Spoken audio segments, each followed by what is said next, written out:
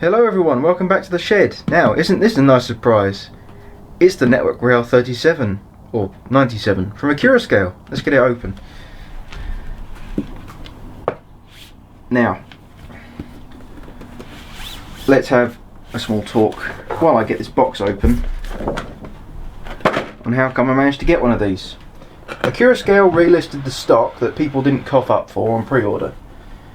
I was away on holiday at the time. But it was do or die, I suppose. So I had to buy it there and then. And of course I just thought, oh well, I can set it by raw mail, I can change the delivery date, it's fine. So I did reschedule the delivery from the morning of the day it was meant to be to, well, today, the day I'm uploading this video. However, Raw Mail in their infinite wisdom ignored that I asked for it to be delivered on Monday after the weekend and decided to leave it under the bush by our front door. So while the cardboard box that it was sent in did get a bit waterlogged, it didn't get rained on, but it absorbed water from the ground. Thanks to the extra packaging Accurascale are now putting in there, well done lads, the actual box itself was not soiled. Which is, of course, no fault of Accurascale's, it was nearly Raw Mail's fault.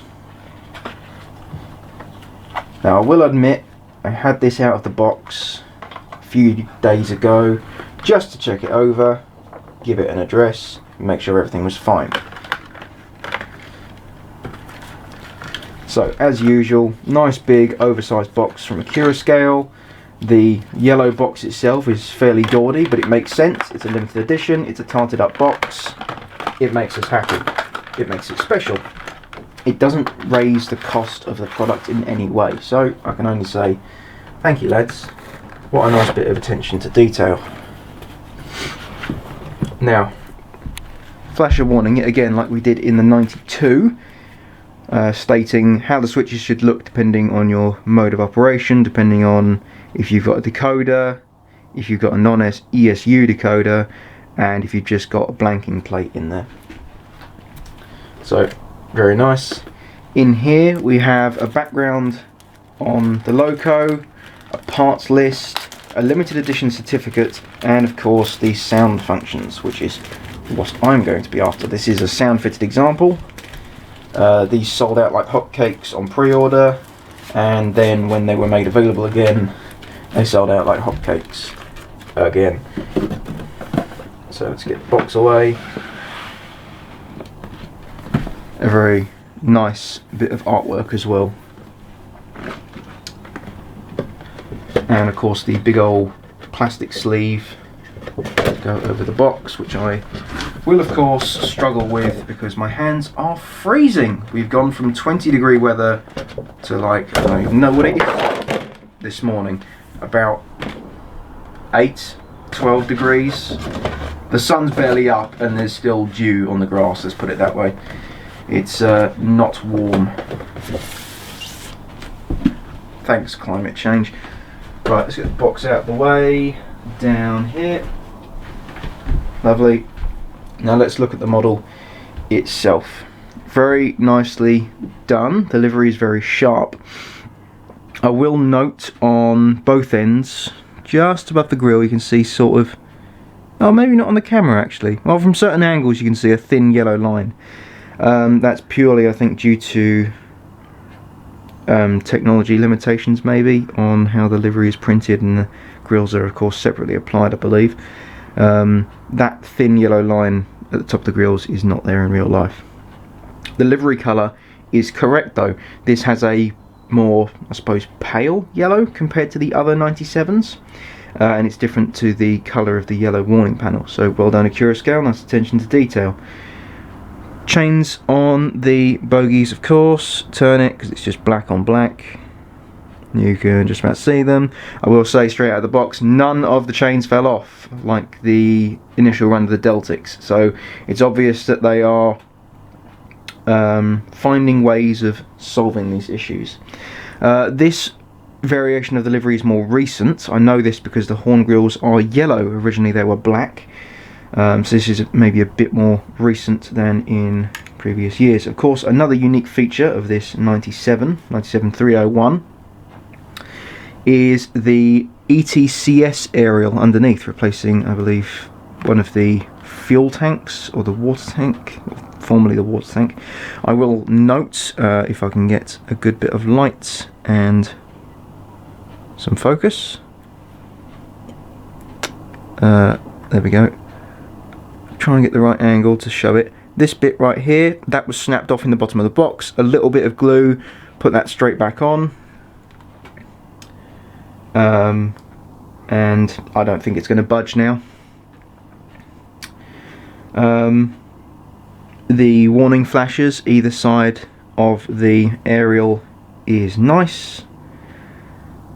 Also of note, the lack of focus on the camera apparently.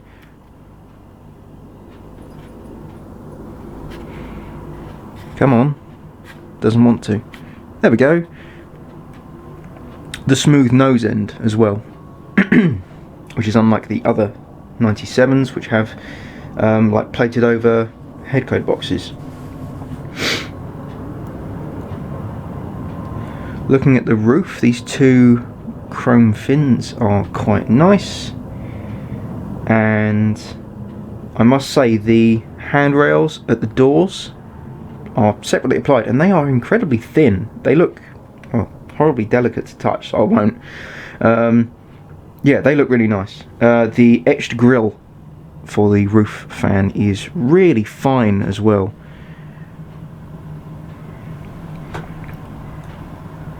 There's plenty of holes on the buffer beam for fitting extra detail. Lack of focus. Any major differences on the other side? Not particularly.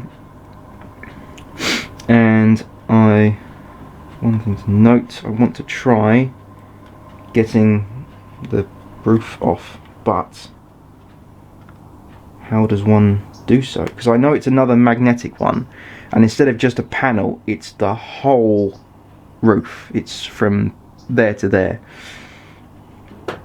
So I want to know. I want to whoa, there we go. The gubbins, 21 pin decoder, massive speaker, fantastic. And of course this is, you can see there with the shine off of them, 6 magnets to hold on this roof, and it sits really flush actually. It sits far more flush than the Deltic ever did.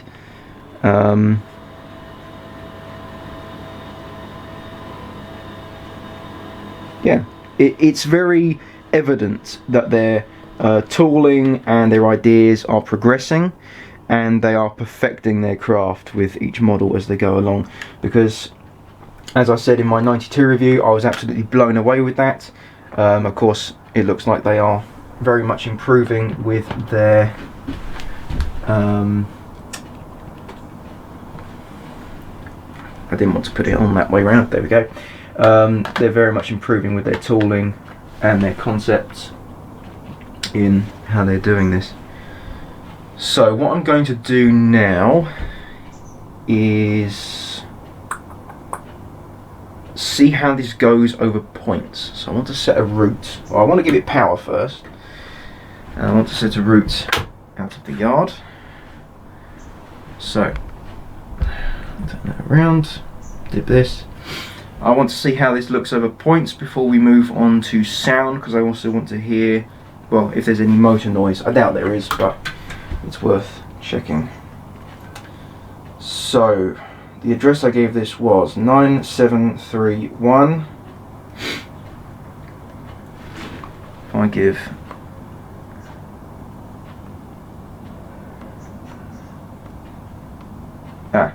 it would also help if I gave power supply to the layout.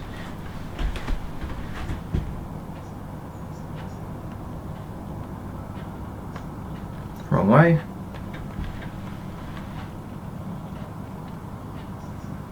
No motor noise. That is incredibly silent. Again, this was only on the layout for a few seconds. It wasn't even properly run in. So, slow speed over the double slip.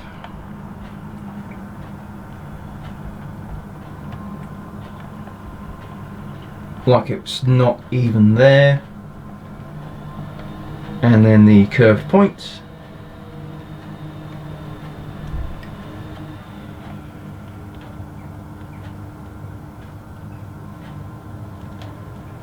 Again, flawless.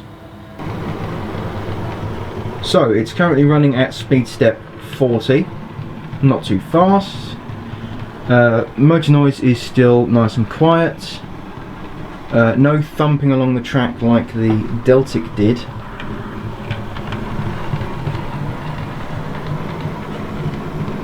So let's see how it handles this express point.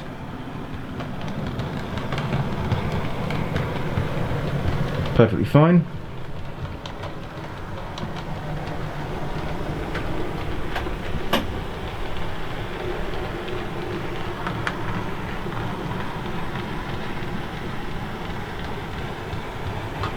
Handles the curves really nicely, no issues with the chains, there's plenty of play on those so you can run them around your layouts. And the other changeover, very nice, no issues. So let's see how it handles the triple point at the mouth of the station. First route. No issues.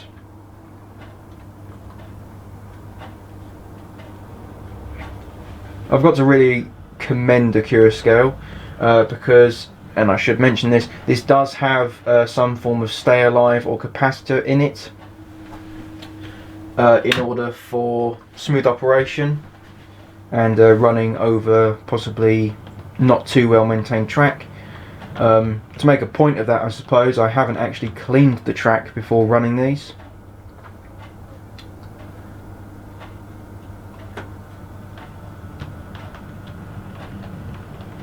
Second route perfectly fine.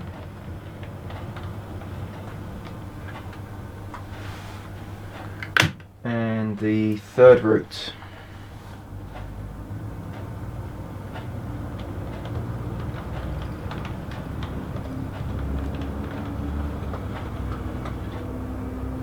Perfectly fine as well. Brilliant. So, no issues over points, no stuttering, clean running, no derailments. Perfect runner. Okay, now it's time for DCC functions, the wonderful sounds. So, immediately we're going to have to go through the startup. So, function 1.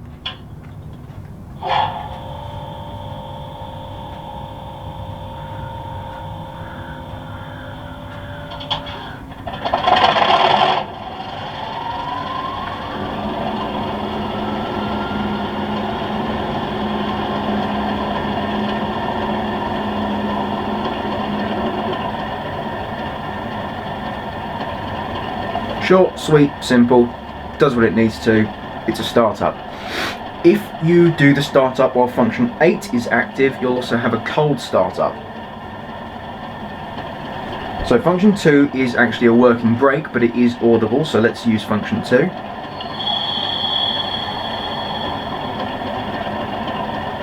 There we go. I suppose before anything else we should put on the headlights as well.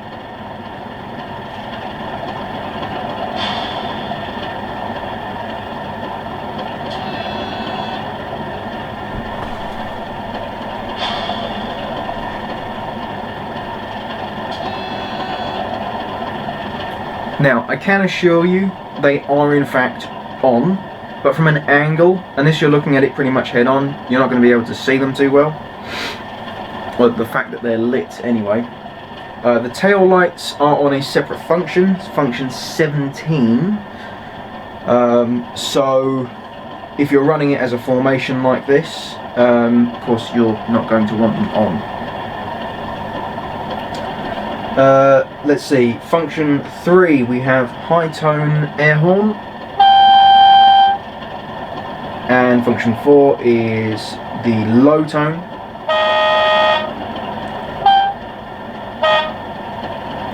So as you can tell there, just by quickly turning it on and off, you can really just give a short blast, or you can hold that note for a much longer horn. Function 5 is heavy train mode, 6 is light loco mode, so it's going to be running along, not doing much work. Function 9 is two-tone horn. Function 10 is carriage door slam.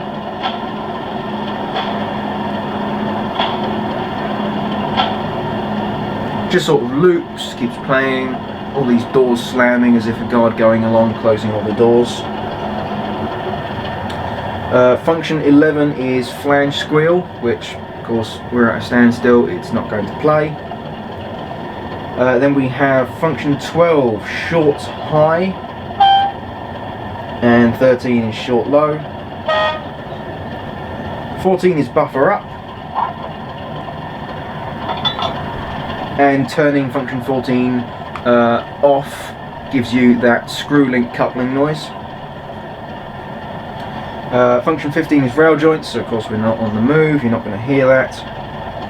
Function 16 is guard's whistle.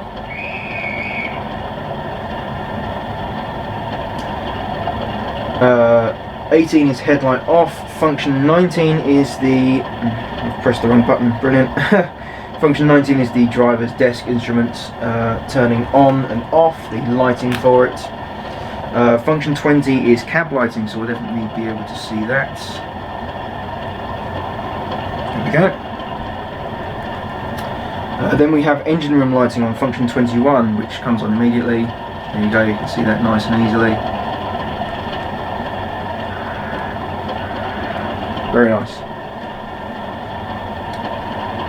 Night lights is function 22, depot light is function 23, cab door open and close is 24.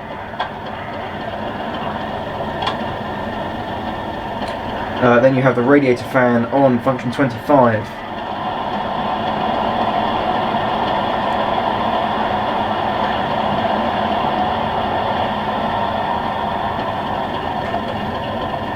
.26 is left blank, 27 is fade sound out, 28 is disable brake sound, and 29 is brake function / automatic brake emergency. But of course, if you're using an NCE power cab like me, you have an emergency stop button anyway.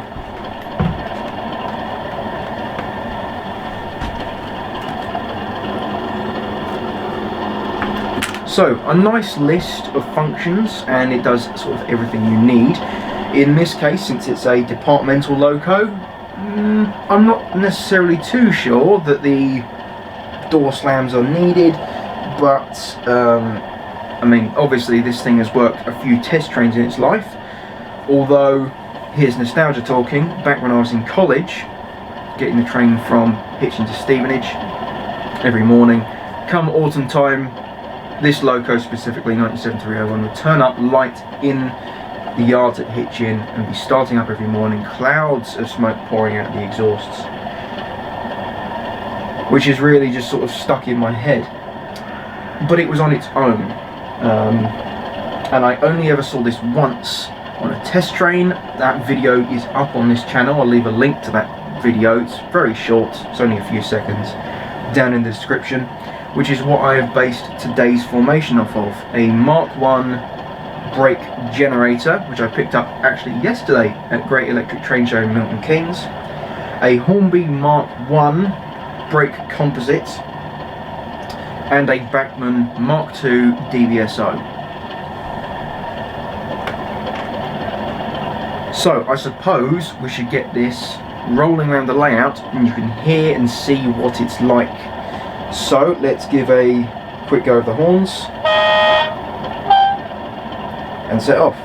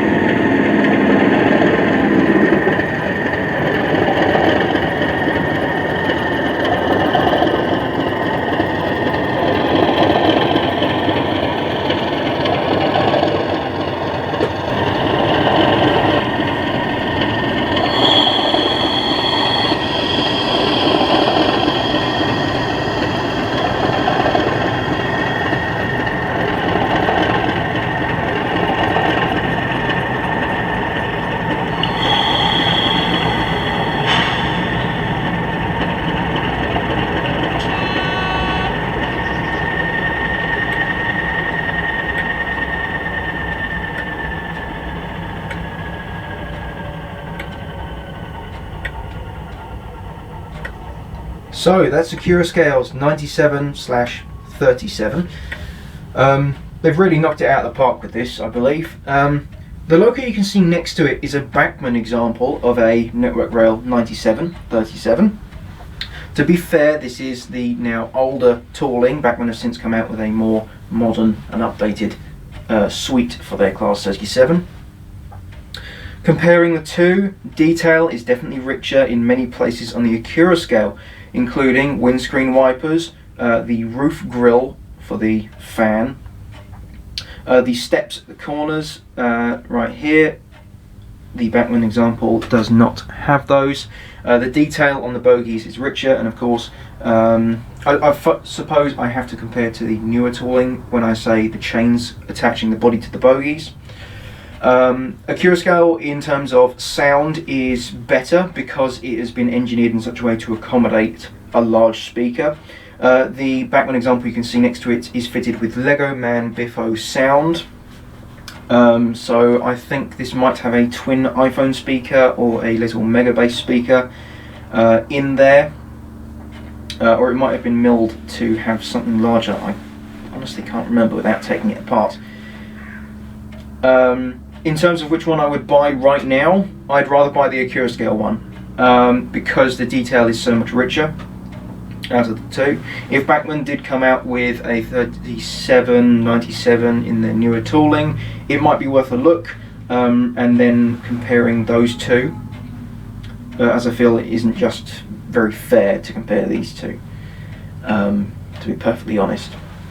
In terms of getting a full train to run with the Accurascale 97, as you just saw the train going around the layout, you're looking at about £50 and maybe £40 and about £150 I think for the DBSO, because they are only DCC fitted. So you're looking at about £500 for a full train, including buying this loco.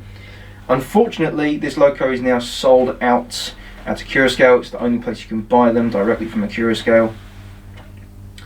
So would I recommend you go onto the second-hand market to try and get one of these? No! They are ludicrously expensive. Scalpers have been selling them for double or almost triple the price. So as much as this is a really nice loco and I want to recommend it to people, I will recommend you do not buy from the second-hand market unless it is comparable to what it was when it was available from Accurascale, which is £260. That's how much I paid for this example. For a sound-fitted model with this much detail, I think that's a perfectly good price. And of course it's got the unique embellishments of the ETCS aerial and the smooth nose end, unique to 97/301.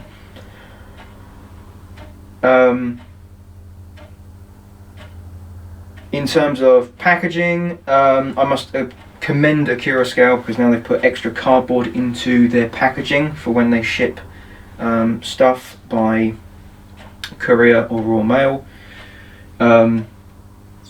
It meant there was no damage to the box, and to be honest it was actually a lifesaver in this case because that extra bit of cardboard absorbed water and didn't waterlog the actual model box.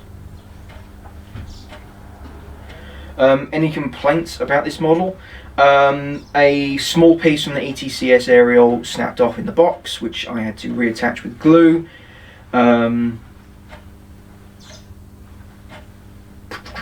The small yellow line above the grille at the nose ends is noticeable because you're looking down at the model. If you are eye level with it, it's not as noticeable. Delivery is accurate. It's got that almost sort of paler, almost washed out yellow compared to other Network Rail liveried items.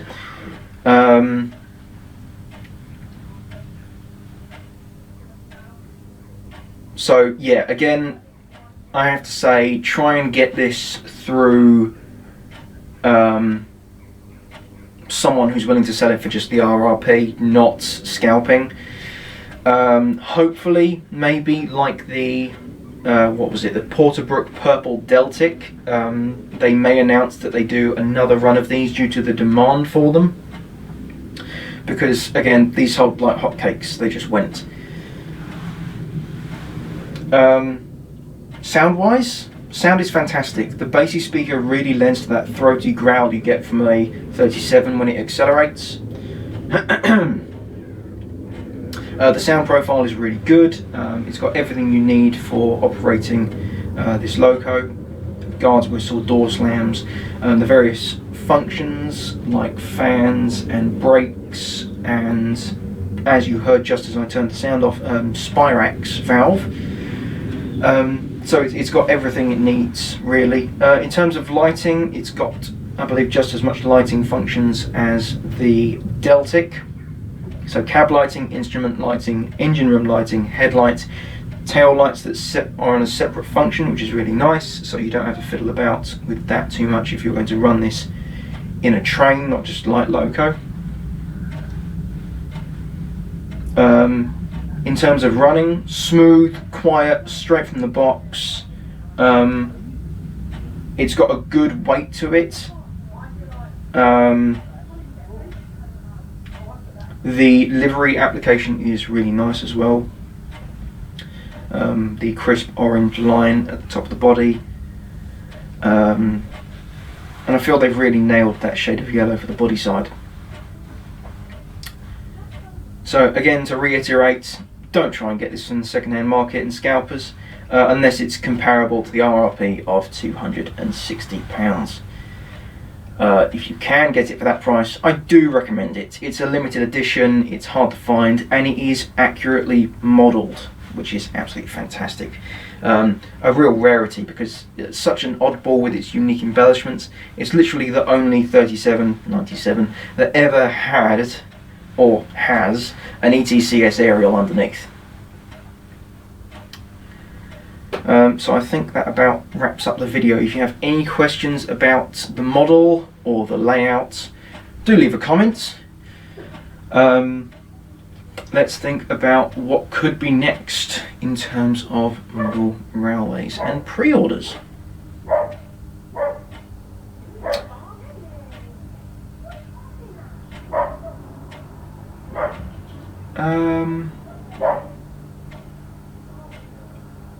Maybe the Kerno steam rail motor.